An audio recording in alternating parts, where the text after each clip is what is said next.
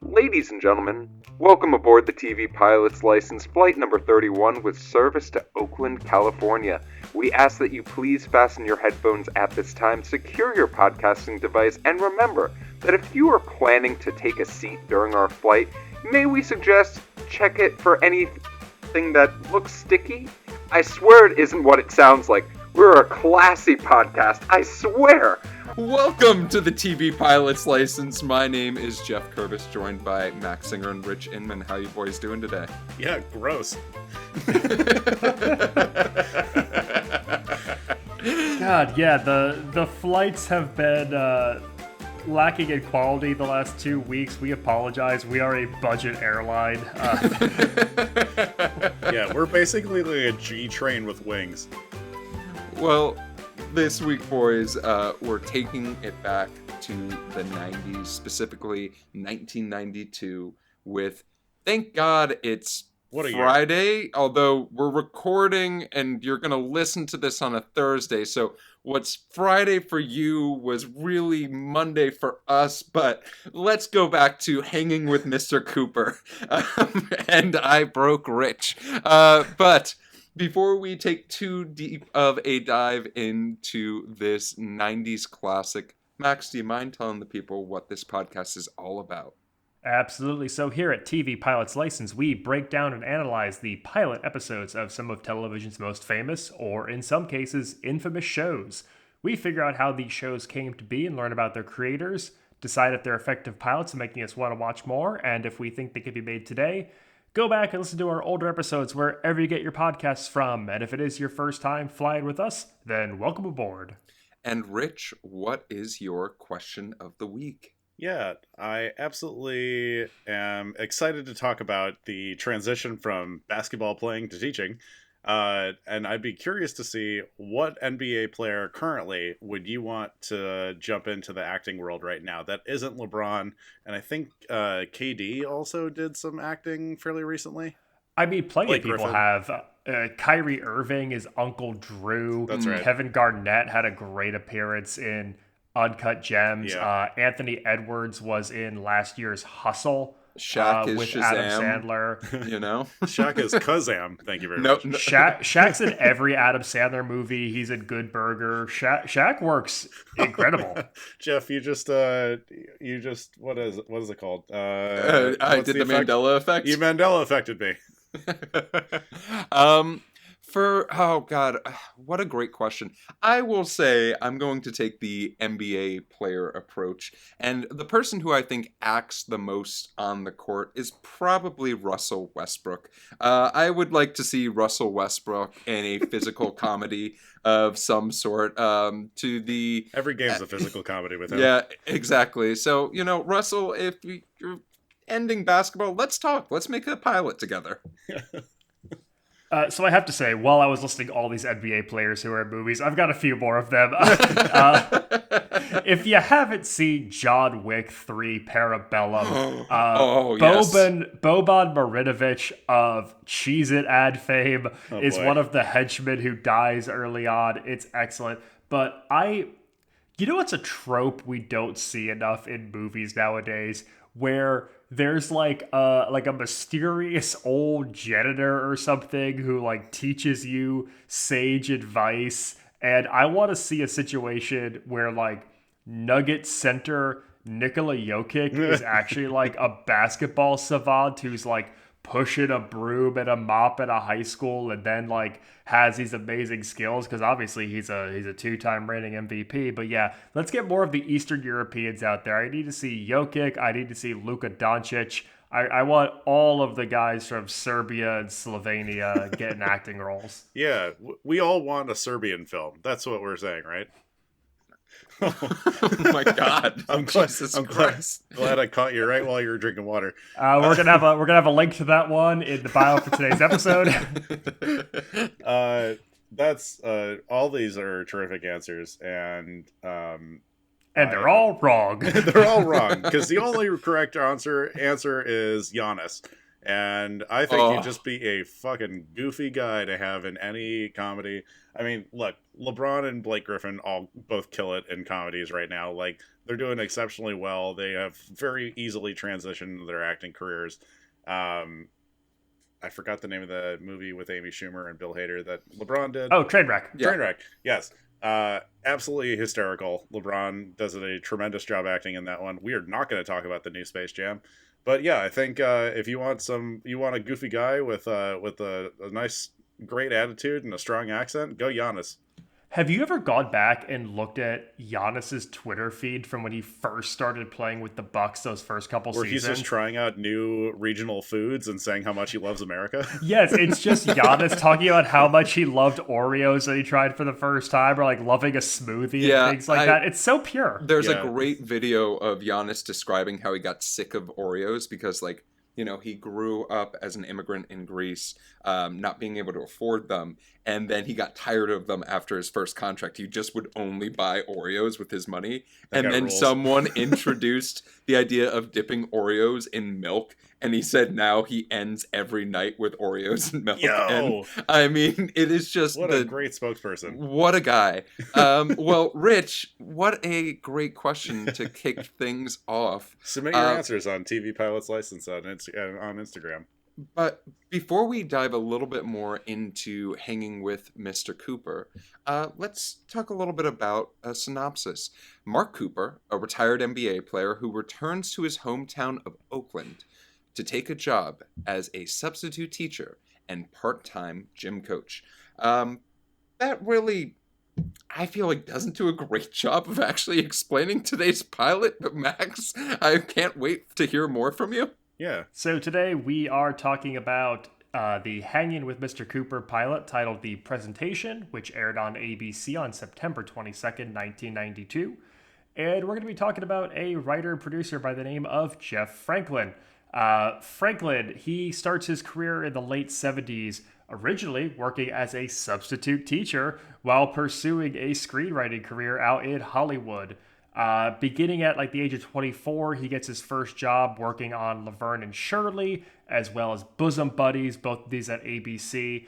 He also writes a couple of teen comedy features that I could just tell by looking at have not aged well. Oh boy.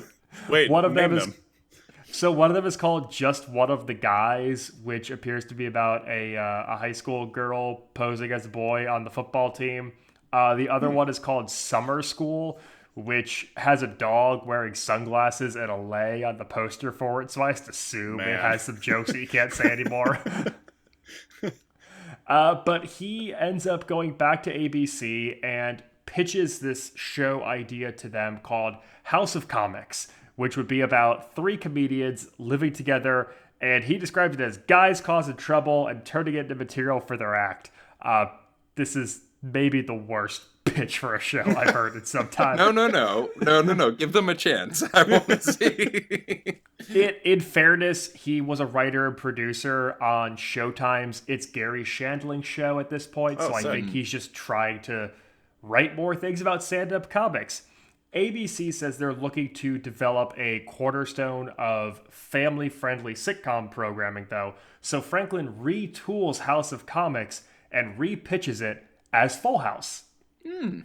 So Full House is a smash. It becomes the cornerstone of the TGIF lineup. Thank God it's Friday over at ABC. Thank you for explaining. And you're welcome. Acronyms. Initialisms. Well, no, could you imagine if, like, every restaurant was actually named after, like, a television, like, thing? So we have, like, the Chicago series, which is just all of NBC's random Chicago shows. All in the same I'm going to UPN Fridays. I would, though.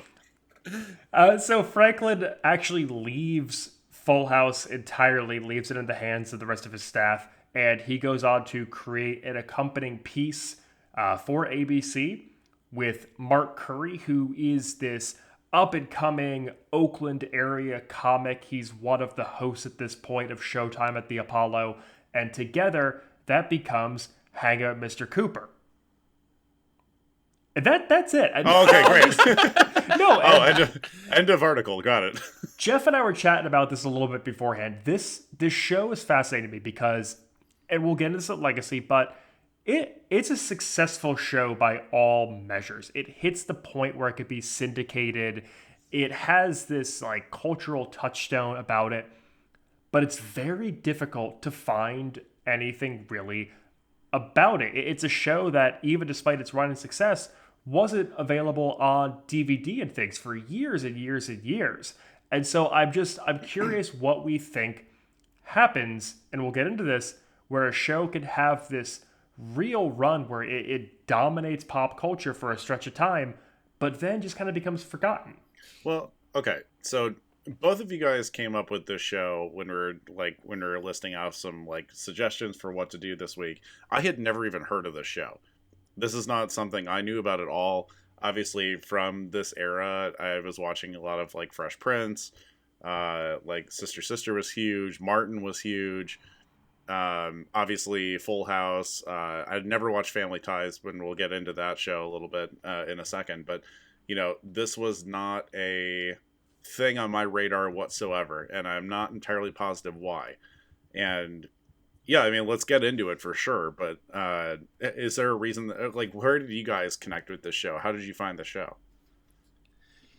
Yeah, that's a great question, Rich. So I will say, as far as when it comes to Thanks God It's Friday, like, I think that for most of the our-aged millennials, we're very familiar with things like Full House and like the old like Nick at Night shows, like Fresh Prince of Bel-Air also comes to mind as well.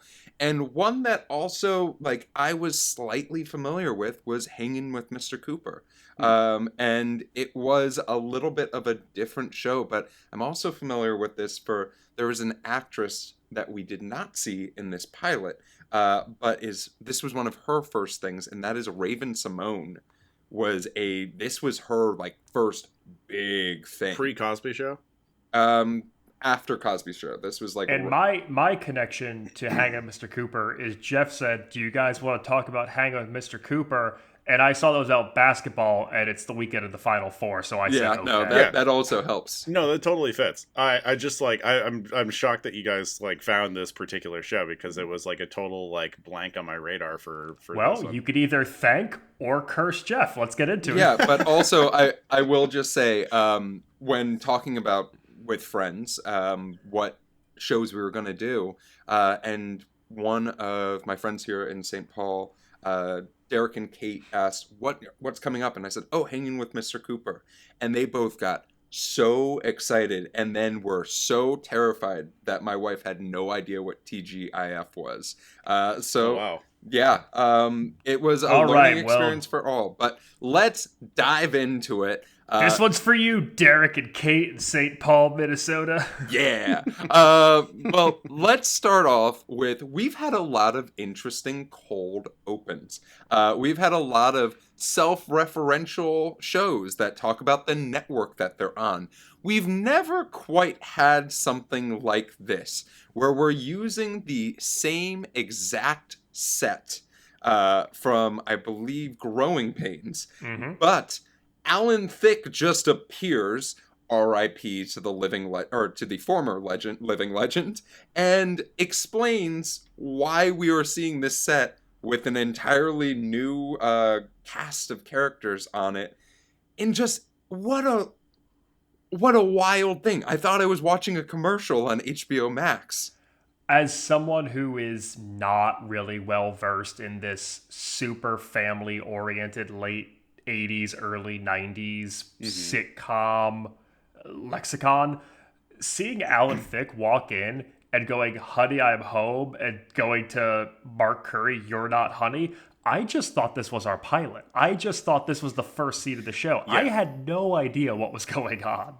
Yeah, I also, I mean, it definitely took me a hot second. And also, like, I don't think they needed to address that they were using the exact same set for this. It was like, obviously there's been some like pretty like very memorable and historical like or historic like fourth wall breaks like this, like especially in the moment where in Fresh Prince, I think there's like a prologue of a episode in Fresh Prince where he's like, you how are we supposed to get money for another character? We can't even pay to fix the roof or something like that. And he points up towards the ceiling of the sound studio that they're recording. Oh, so there's nothing there. Yeah, and there's nothing there. It's all just lights and like boom mics and stuff like that, and like absolutely freaking hilarious. This seemed maybe it was cool for '92. I truly don't know. Growing Pains literally had ended in April of that year, so it was still fresh in the minds of folks in the '90s after a very solid 7-season run as a show. I don't want to say, oh, it's the elephant in the room that it was replaced, but there is a small part of me that appreciates them being like, okay, this is a one-time joke. We can bring in Alan Thicke for like an hour, get this scene cut and done, and then dive into one of the most wild intros I have ever seen in my damn life of, I have used the word masturbatory in this in this podcast before, and I don't think I've heard... we're getting flagged for it a lot. That's why we haven't gotten those ad dollars. But this was the most like self-righteous like song I have ever heard in front of a television show, and I just did not remember how like glorifying Mr. Cooper it was the entire damn time with like singers and everything. And like I'm not going to say I hated it, but I definitely was a little bit thrown back by it as a whole. Getting En Vogue to do this theme song along with its two stars, Holly Robinson and Dawn Lewis, is a flex though from ABC. It definitely says like we're putting our chips into it. We talk about like theme songs that feel like they fit the show they're a part of, and like in 1992 to get En Vogue to do your theme for like a Friday night family sitcom, that's so big. Like I'm trying to think like Debbie, like who, like what's the equivalent of that today? Like, is there an artist that you could imagine doing the theme for a sitcom that would have this same sort of cultural cachet? I mean, if we could get BTS to do our theme music, BTS, call me. BTS, the En Vogue of 2023. I am definitely the Jimin of our group. What up, Jimin stands? But Geoff has tried everything to get us to trend on Twitter. Yeah, we got BTS Army over here, and it's not our Gen Z host, Rich. I know. Fan cam's coming up. But we actually, after this intro with En Vogue, we get our introduction to our first main three characters, our roommates, in this sense. We have Mark Cooper, played by Mark Curry, and we get introduced to his roommate, Robin, who is played by Dawn Lewis. And it's one of those just like, does a great job. So I watched this right after I watched Indiana basketball lose in the NCAA tournament, and you're already in a great mood coming in. I'm already feeling amazing, but hearing Mark's commentary of like, don't take that shot, and then it goes in, I was like, oh, I feel really seen as an IU basketball fan.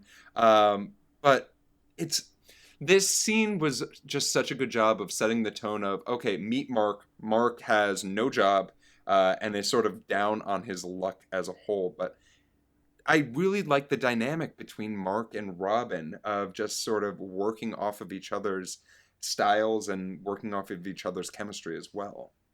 Mark's a schlub here. I mean, this whole... I'm sorry, like, asking what he's been doing all day and he's just showing off the different positions he laid in on the couch. I mean, look, we've all been there. Like, fellas, am I right? Like, we've all had these days. Come on. But I don't know. I do agree, though. It's fun to see, like, a friendship dynamic, because I wasn't sure, like, we're in a house, we haven't met these characters, I've already had one misdirection today, and I was kind of wondering early on like what the Robin-Mark dynamic was, and I was glad that they're these long-standing friends. I'm glad they established that they've known each other since third grade, and that it's just like these two are bread and butter. Like, you know, they go together like through like thick and thin, and there's just this long history. So like, you know, it's gonna be fun. Yeah, and I think they do such a good job of then putting a little bit of spice in that dynamic with the character of Vanessa, who comes in, obviously, the professional of the three of them, the person who is very career driven, and comes in with the news of this male suitor named William is super interested in her, and she basically conned him into going onto a date with him, which I don't know if I'm a big fan of the concept of conning someone to ask you to go to dinner. I don't know about you two gentlemen. Yeah, I know that I have historically been the resident hater on the show. They gave Mark the really horrible dialogue here. It's I just do not like. They kind of made him unlikable, and maybe that's different for how people are going to respond to it in the initial, like maybe in '92. But yeah, I mean, his views are pretty misogynistic. He's kind of like he's a bit of a schlub. I don't know if he's like kind of resting on his laurels after having a basketball career. I'm not entirely positive what his motivation is here. I found this show, like, Rich, I think I'm really happy you brought that up, because sometimes I find it really like a fun game to play of what is the first scene that they filmed. And Mark Curry being a stand-up comedian, right? Like Max talked a little bit about Showtime at the Apollo as well. And like Mark Curry actually, we'll talk about the legacy, but one of the reasons why he left the show was to go back to stand-up. This gave me very much vibes of like Everybody Loves Raymond with like Ray Ramone, and sort of being like, oh, like Ray Ramone can't really act, but he's being like held up by these power players. Like there were some really great lines in this scene. Like one that I have two written down. The fish stick is the hot dog of the sea. I cannot help but laugh at that. And then he's got a butt that makes me wish I was his wallet. Hearing that was just like it was such a good line by Holly Robinson Pete, who plays Vanessa, and it just like I really enjoyed the idea of just having, rather than Mark Curry just have to be the star and say everything funny, and yes, this might have not been his strongest scene, having these two women that are just doing a great job of setting a dynamic of the difference of friendship between Vanessa and Robin versus Mark and Robin. Two things that I think Mark Curry does do very well, though, is that he reacts off of things very, very well. Like he's really good with like the quick retorts, like when he finally gets Robin reveals what class he's teaching, and he exclaims, "I'm coaching science." Like the pattern of that is really fun. And then Mark also just uses his physicality really well. He is 6'6" in real life, and so when he's doing things like repositioning himself on the couch in all those ways and using his body, that's fun physical comedy. Later on, when you see things like, you know, him dancing or like getting up and down from chairs, like he uses his size as a tool in his actor's tool belt, and that's what makes him fun to watch. When he's playing the protagonist, when he's kind of leading and driving a conversation, it leaves a lot to be desired. The whole like how men talk versus women talk conversation in the kitchen. That gave the ick. Yeah, it's he's not the guy that needs to be leading that conversation, because it doesn't feel like there's any nuance. It just feels like really strong the way he comes off with it. It's up the time. But he is a very good physical performer, and I think that's what makes this character fun. And we sort of are given that ability to appreciate Mark Curry and like give him something to work with in that next scene, the first day at school, being the substitute science teacher. I really enjoyed this scene for the most part, because I thought it was really, there wasn't too much structure to it, right? You gave a lot of different people responsibility in driving the scene forward, but like you had some fun moments, right? Of seeing, I feel like, watching someone who we don't know much about Mr. Cooper, but we know that or Coop, as the students call him, right? But we know, like, hey, he definitely gives off the vibe of someone who used to be very popular in high school and wants to be seen as cool by young students. And like, you have the dancing scene, you have him trying to like let them listen to music as well, like, and that dancing like moment at first, like, it just gives him this opportunity to shine as like, yeah, he's a physical comedian, and he needs to be given those opportunities, and maybe lines aren't that opportunity as a whole. What the hell is this classroom orientation, though? There's like 4 desks in here. They're like in a J shape. Like, I know it's multicam and you have to like set up your cameras in a certain way, but I don't know. I was kind of envious of this classroom size. It's like, yeah, no, this classroom size public education system, take some notes, please. Yeah. The days before No Child Left Behind are truly significantly better. But I do have in my notes, Max, I'm glad you brought that up, because I was like, this definitely isn't Montessori learning, but I think it's something close to that. What up? Well, it's free spirited. One kid has the boombox just chilling on their desk the entire time. Something that bugged me early on in this scene, though, and it's like a joke that doesn't quite land for me, is when the kids go nuts and all start throwing paper at Mark.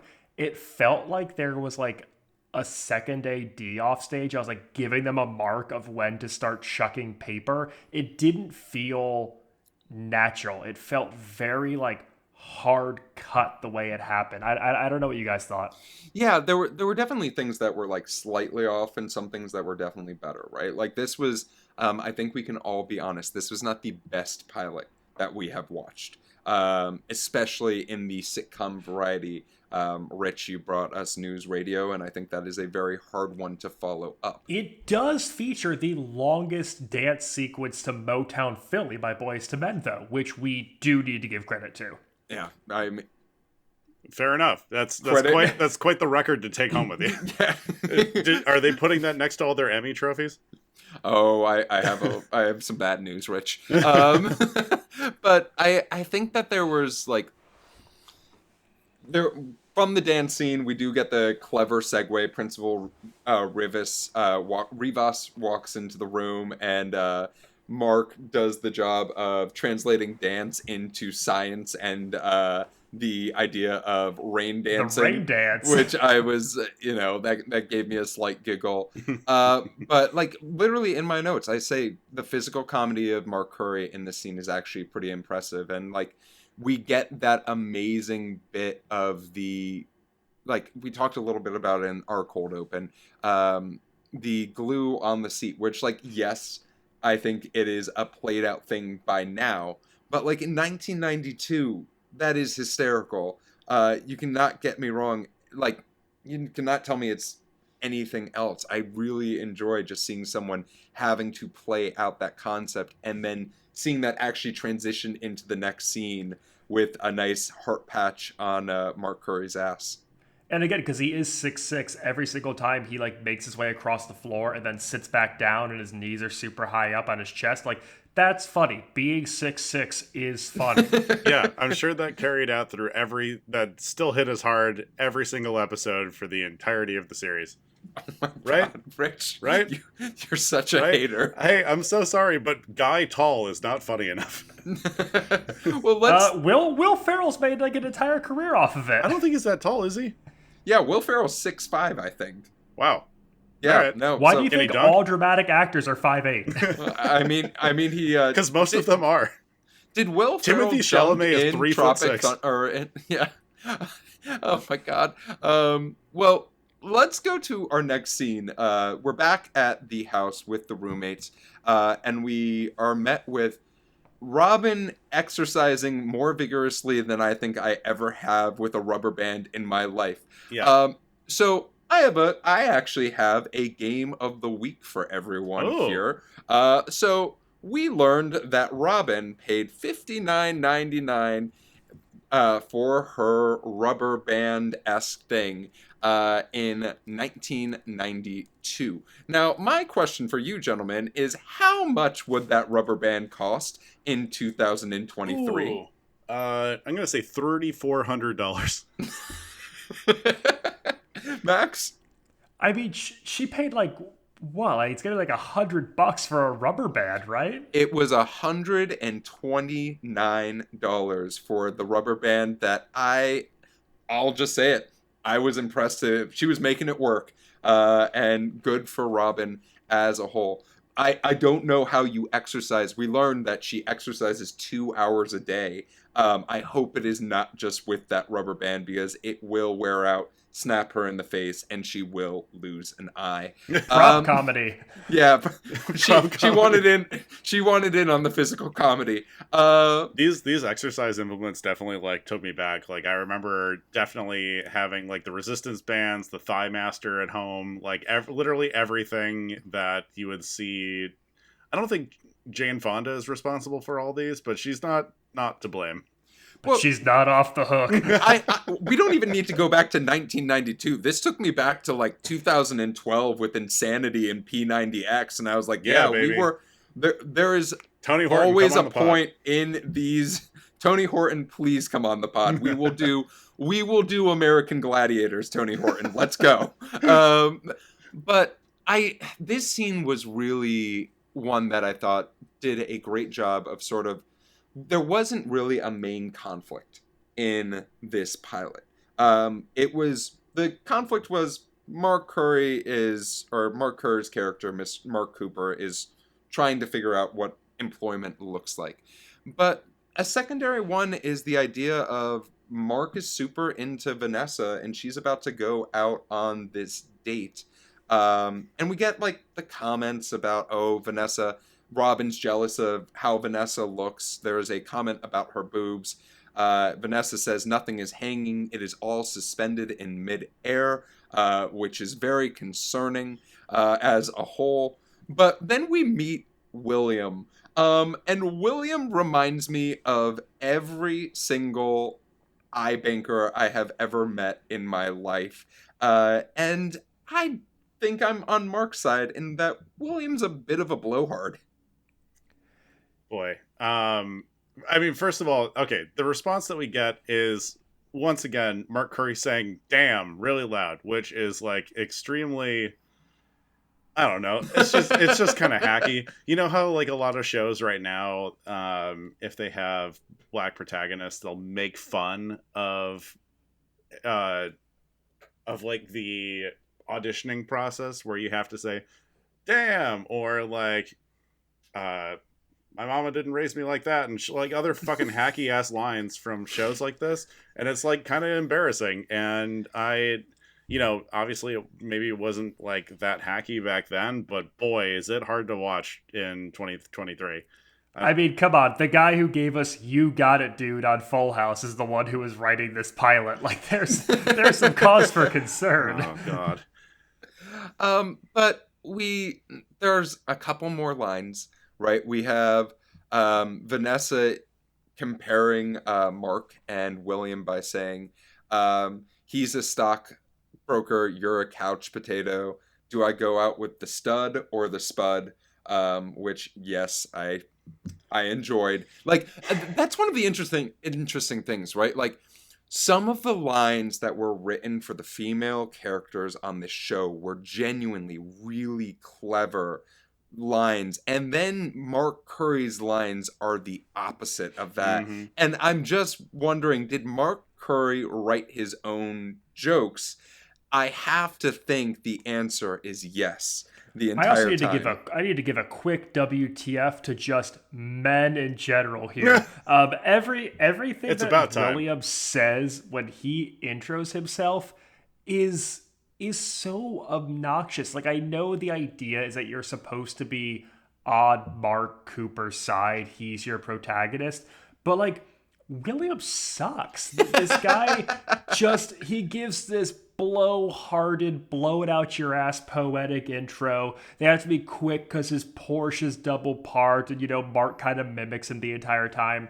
But it's such a one-dimensional character that it wasn't even like they set up a rivalry between Mark and this guy. He's just a punching bag for Mark. And I almost, even though he's just like a one-scene character, I kind of wish they gave a little more to William to set up like a rivalry or some intrigue instead of just this is the lamest dude on the face of the earth. I will just say, William did give a great piece of advice. For those of you that are in the 1% that are listening to this podcast, one, congratulations on your inherited wealth, most likely. But two, if you can afford to go to Europe, purchase an automobile, and then invest that 6% that you save into a stock portfolio, great idea, great investment, and you get an automobile. What a fun time. But Max, I have to agree 100%. This guy is a dick. Like, there's nothing interesting about him as a whole. And, like, that's a shame because it could have been like, hey, this is William. There's like a little bit of something interesting about him other than he's a handsome guy who is worth obviously a lot of money and can only talk about business.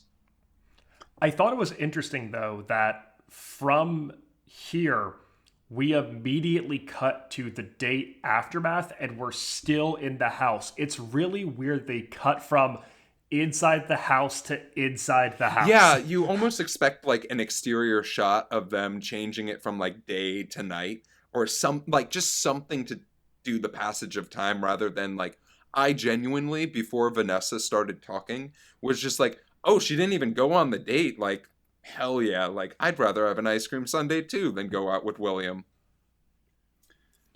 Yeah,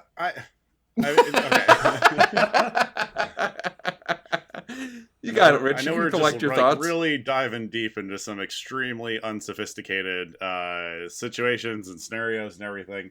Well, William sucks. Like, I'm glad, I'm glad Vanessa could really get her I don't know.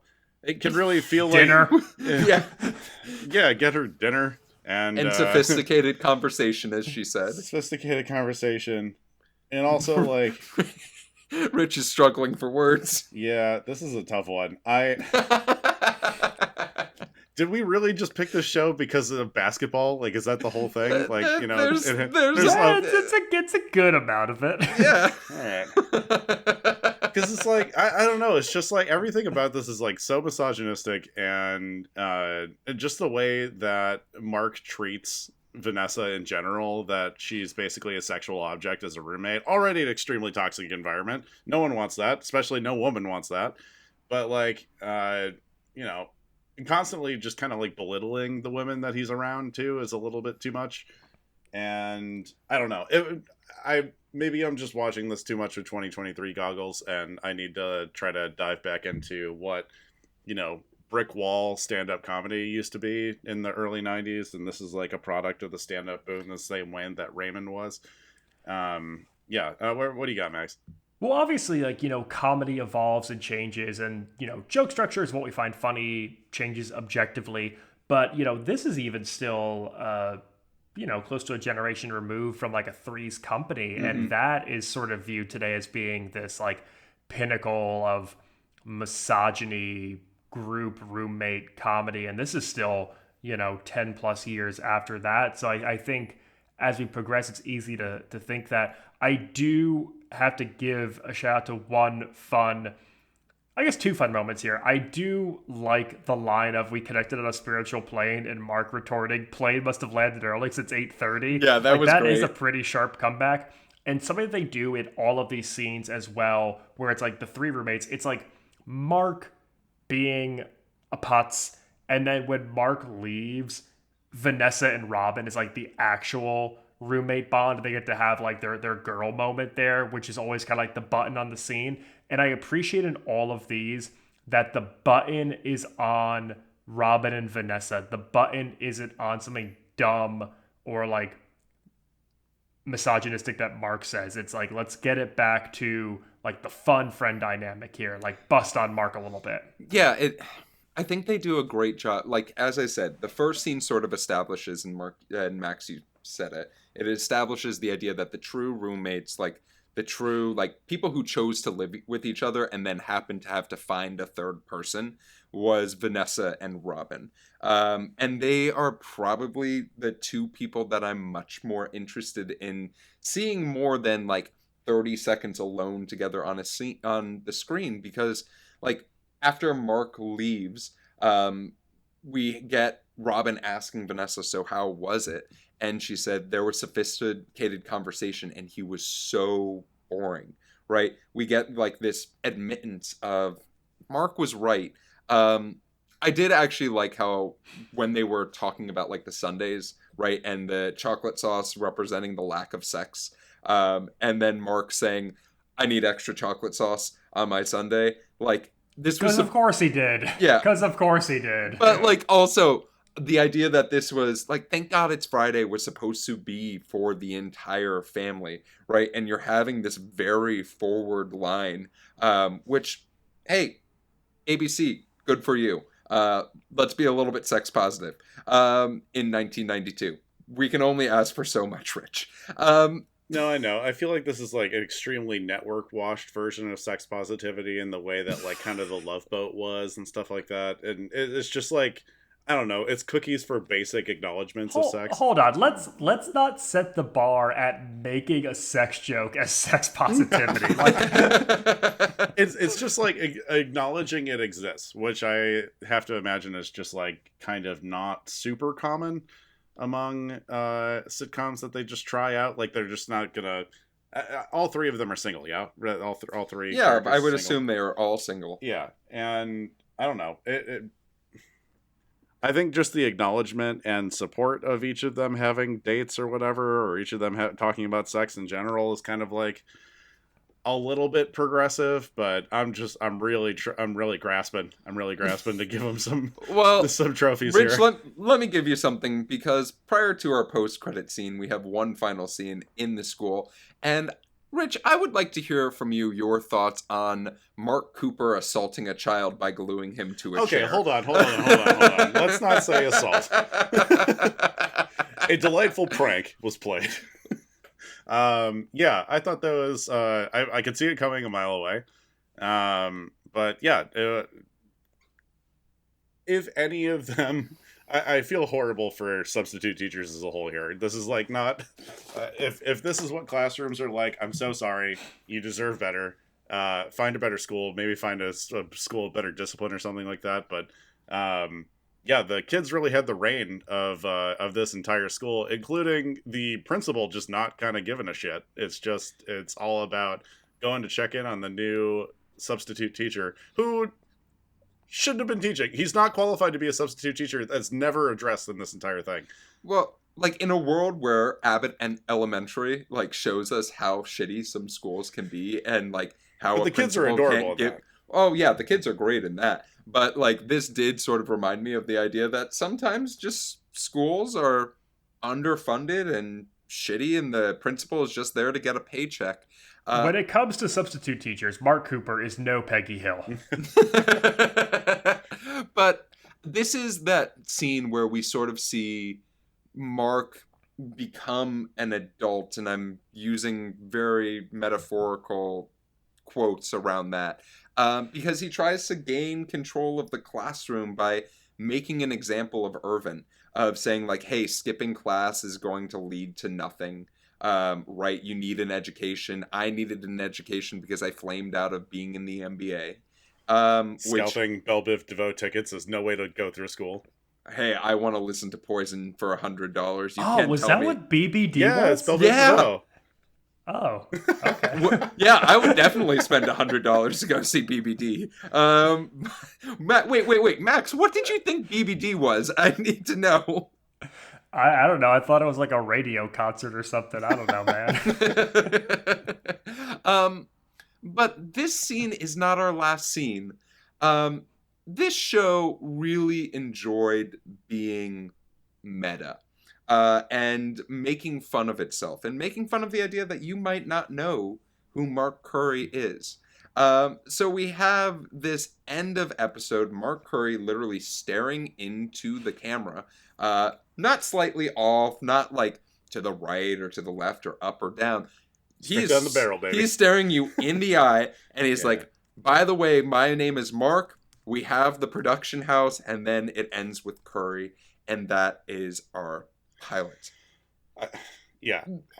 Rich, it's over. Why did they end this over. with like the comedy version of the Kubrick stare? What is going on? So, wait, Rich, that wasn't, as we transition into things we love, that wasn't something that you loved? I mean, I love a fourth wall break. I think it's friggin' hilarious. I think some people think it's hacky. I just very much enjoy it. And if you're like really not expecting it, off the bat, love it. All right. Were there any other things that we loved about this pilot? I'm going to let you two take this one. Max? Well, I guess I will say I appreciate that the show is in touch with its generation. It feels like a show that is aiming for a specific audience, and it's just using the guiding force of a more experienced writer and showrunner to get that outreach. Rich, you listed all of these shows from this generation that you remember watching, and it's funny, it's like you just didn't land on the one from ABC, and so it's like this is them trying to, I feel like, compete with the other shows you mentioned, and they're like, we're gonna just do it young, and we're gonna put a cool lead in here, this hot young stand-up, and we're just gonna go for this like goofy, fast and loose style of play. And for myself, I've been talking about it a little bit, but like the thing I loved, I don't need Mr. Cooper. I just want Vanessa and Robin the entire show. I think that they really shined on this show as a whole. And like the writing for them that's where I saw and recognized the writing of like something like Full House, right? Like with some of the quippy lines that they had there that were smart and not needing full physical comedy or a child to make it funny. But I think we'll probably have a few of these, but any wait a minute moments, or is this just a perfect pilot? It's perfect. I just have, I don't know, I have an issue with a teacher, upholder of knowledge in this institution. Let's not go crazy. Okay, but like, I know it's a sitcom, but like in real life, like he would get in so much trouble for doing that to a kid. Also, it's like the audience was a little too into the hootin' and hollerin' every single time Vanessa entered in one of those like tight dresses. Like they were a little too excited to hoot and or holler. Those are the canned responses though. There's it's just like kind of sexy moment, and it's all just, ooh. It could be anything from like two high schoolers kissing to like wearing clothes, I guess. In this particular instance, wearing clothes. Ooh. Yeah, and for me, really, as far as wait a minute moments, I think that, I have a lot of questions about someone assaulting a child, and I fun, harmless prank. No, that child, there was definitely property damage. That kid lost his pants 100%. The kid lost his pants.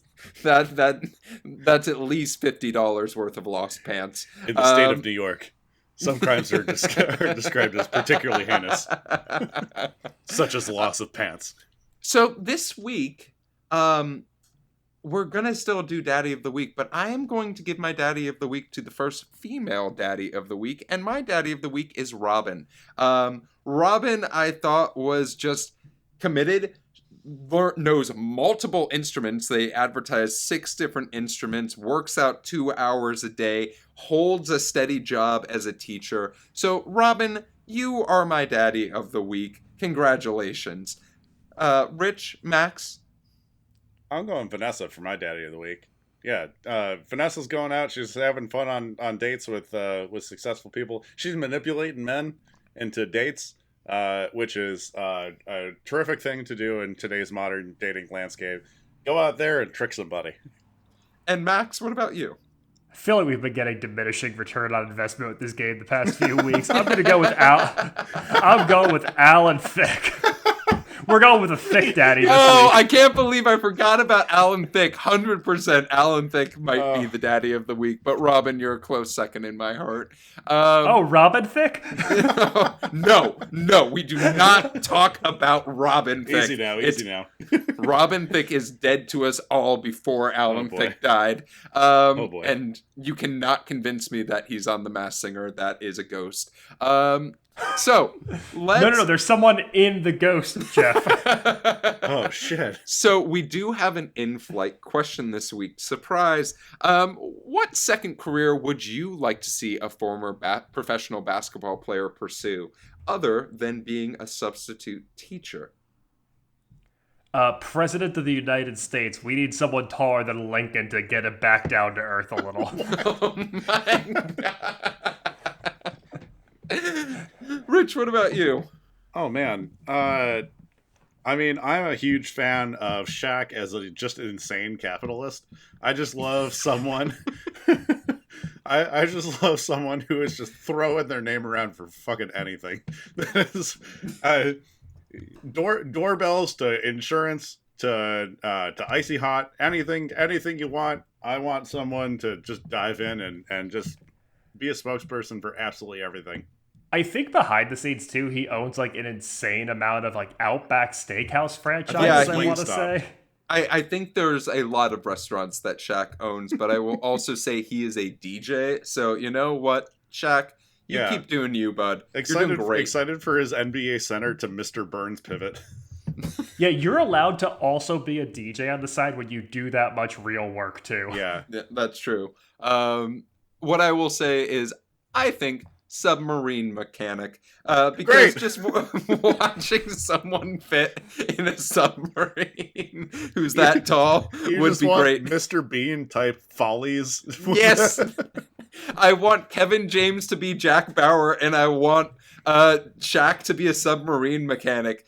Sue me. Well, thank you for that in-flight question. We'll talk a little bit more about how you can submit those at the end of this episode. But let's talk about the legacy of this show.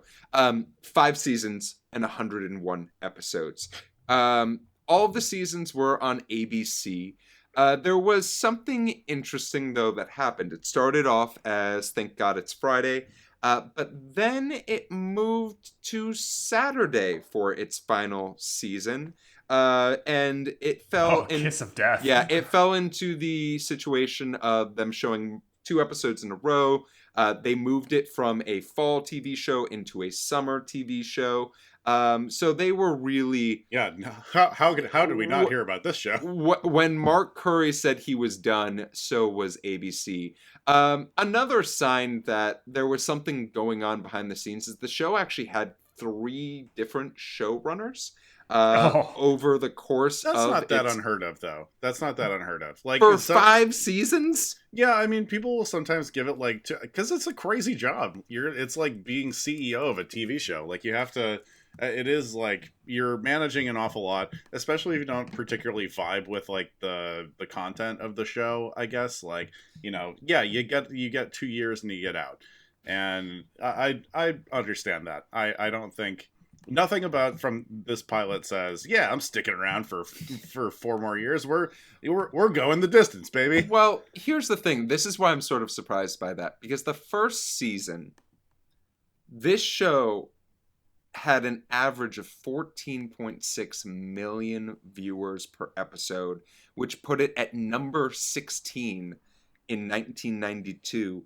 Any guesses on which show it tied with for that year? Ooh. This is the second time I'm going to make this joke in this podcast history, but in West Philadelphia, born and raised, the Fresh Prince of Bel-Air was tied at 16th with Hanging with Mr. Cooper. Wow. The show was syndicated a few different times, as recently as up to 2015. This show was being syndicated on some sort of network, but you can currently find it on HBO Max. Prior to that, it was on Hulu up until this year. Only 3 seasons of the show are available on DVD. As Max said, this is actually part of Warner Brothers' Warner Archive Collection initiative. So maybe those final 2 seasons will appear at some point in time. According to my research, this show was nominated for 7 different awards, but it's actually the only show that we have done that's been nominated for a award that does not include a Golden Globe or an Emmy. But it did win 2 of those awards. But that... What are they? Nothing you have really heard about or would care about, unfortunately. But but what I will say is, like, it did get a lot of nominations from the NAACP. It did not win any of those nominations. The ASCAP also, but like nothing that I was just like, wow, what a successful show. With that being said, that is the legacy of the show. As I said sort of earlier, one of the main reasons the show ended is it did still have really solid ratings in season 4. Season 5, even though they put it in like production hell, had great ratings too. But Mark Curry just really wanted to get back into being a stand-up comedian, because being on network TV for 5 years is pretty grueling, and I sort of understand that. But with that being said, Rich, if your game of the week is just a rant, I understand, but what is your game of the week? No rant. I'm done being a hater, for the moment. I want to play a little game of name that NBA player. And I think this would be a fun one, especially for you guys who are super into the... remind me the name of the game where it's like they give you some stats and stuff like that. You try to name the total or something like that. Sure. The Wordle version with NBA players.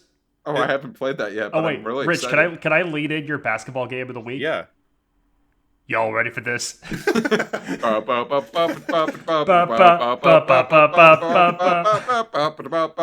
right, I'm going to give you guys some hints about this particular player's own personal backstory, and then some stats about his NBA career, and some info about his acting career. And I want you to see if you can name who this is. Buzzing in, it's Ray Allen as Jesus Shuttlesworth. Okay, thank you. That would be so upsetting if you got it right now. Is it Kareem Abdul-Jabbar in Airplane? So this person was born on the day that Apollo 11 returned to Earth in Toronto, Canada. He played 13 seasons in the NBA, a 3-time NBA champion. He has voiced a character on The Fairly Odd Parents. He has guested on Ballers, Blackish, and Shameless. He got his first big role on HBO's Oz, and he owns an esports team. He's one of the first traditional athletes to buy into esports. Who do you think it is? Oh, fuck. Whoa. No, this is really upsetting to me. Max, I don't know if this helps at all or if it narrows it down. Max, do you have an answer? I'm gonna buzz in. Please. Is it Charles Barkley? It is not Charles Barkley. Another clue is that he is also in the seminal basketball movie Blue Chips. Oh, is it Penny Hardaway? It is not Penny Hardaway. It is Sir Rick Fox. I almost guessed Rick Fox. I literally was like, Rick Fox is in fucking everything. Yeah, truly. I am so upset. He actually has, the voicing a character on the Fairly Odd Parents thing was surprising to me. I also did not know he was in Oz. He had like 11 episodes in Oz. Yeah, he's a serious character. Rick Fox is like a fairly talented actor. So like, hey, Rick Fox. If I said Party Was he Down, still- it would have been too easy for you guys. Was he still playing when he was on Oz? Because I feel Yes, like he he was. was on those Yeah, he early was. 2000s Lakers teams. He Yes, was. Yeah. Huh. So yeah, hey, Rick Fox, keep on My dog. keeping on. Yeah. Capitalist, as well as actor, hell yeah. Basketball players are capable of anything. This is If number we've one established pro-capitalism anything- TV podcast. No. Except for No, you, no. William. Except for you, William. We don't like William. Well, as our plane starts to come to a land, I'd like to ask you two boys a question. Boy, I wonder what that question is and how I would answer it. Do you think this show could be made today? And would you continue watching this version of the show? Rich, let's rip off this Band-Aid. What are your thoughts? No, stop it. Bad show. Oh no, I'm gonna have to edit that. Max, what about you? I'll finish. No. No, go. I'll give a few more words. Do I think it can be made today? No, but I wanna say that they just don't make shows like this anymore. I wonder why. No, it's like jokes from this pilot aside, this type of like family driven like sitcom that I don't know. These are the kind of shows that just What's the family feel. part? There's no family involved yet. No. But Rich, you know what I mean. Like the shows like this, the shows like Full House, Boy Meets World. These shows that aired in prime time, but are so clearly geared towards younger skewing audiences. I feel like they've been relegated to things like Freeform or the occasional Netflix thing, maybe even the more mature Disney Channel type of show. These types of sitcoms do not get onto primetime network lineups anymore. So for all the corny jokes aside, it's just sort of like a bygone era of sitcom. Would I keep watching it?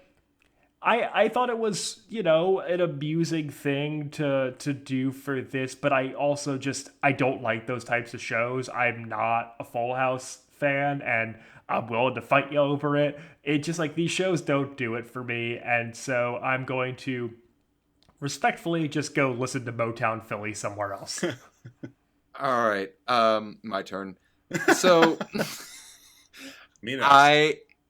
I think a version of this show could be made today. No, this version, Jeff. I'm getting you with your words. This version. Yeah.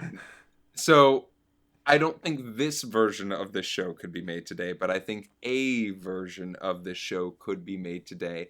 I don't know if you two have watched the 90s show, which is on Netflix right now. You mean that 90s show? That 90s show. The 90s show, whatever. We did the 90s show for the podcast. Yeah, this week. no. But that 90s show debuted on Netflix a couple of months ago, and I finally watched an episode of it. And very much, I could see a version of this being done sort of the same thing of the Fuller House, of let's update it a little bit and try to bring that family comedy back of something we can watch with everyone streaming. Now, would I watch it? No. Would Jeff in, 1998 when I was like a young kid watching Nick at Night and stuff like that watch it? Probably. But as far as this episode or this show, there's one episode that I want to watch that's not this, and that's Michelle Tanner shows up in the next episode. Spoiler alert. So if you want to watch one episode of this show, don't watch the pilot. Watch episode 2 with Mary-Kate and Ashley Olsen in it. But I will say that is 3 no's from this crew. I also pilots. would love to be wrong about where this show goes. Like, maybe it's just a weak pilot. We're covering shows with weak pilots. Like, it's kind of just like, it's one of the reasons that we started this podcast in the first place. It's like, some of the shows that are beloved have shitty pilots. And it's why.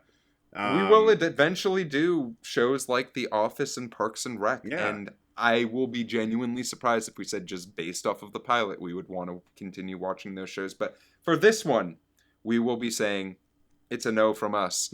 I don't know. insert Mark Curry sound effect. With that being said, as our plane has come to a land, where can we find you two gentlemen? You can find me just absolutely posterizing the haters, dunking all over my enemies, and on all things social media at Maxwell Sing. You can find original sketch comedy from myself and Rich over on TikTok at Dadwagon Comedy. You can find me watching literally anything else from the 90s on Damn That's Rich on Instagram. And you can find me with everything just hanging all in midair.